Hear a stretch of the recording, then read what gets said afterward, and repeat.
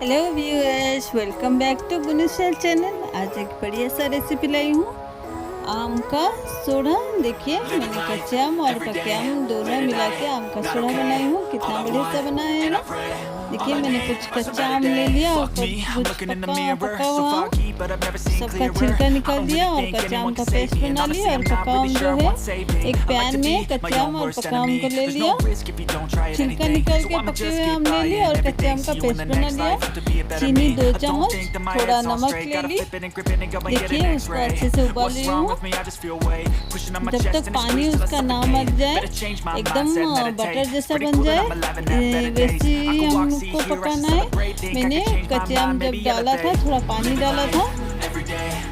आम अच्छे से पक जाए, कुछ जीरा और कुछ लाल मिर्ची फ्राई कर ली। देखिए, मिक्सी जार में ले ली और उसका अच्छे से जीरा बना लिया। देखिए, हाथ से मसल के जो पका आम है उसका गुठलियाँ निकाल दी। देखिए, और एक थाली ले ली, थाली में थोड़ा सा तेल लगा के मैंने डाल दी बटर को धूप में सुखाई थी। 2 दिन सुखाने के बाद ऐसे बन गया। और देखिए, मैंने उसको कट कर ली।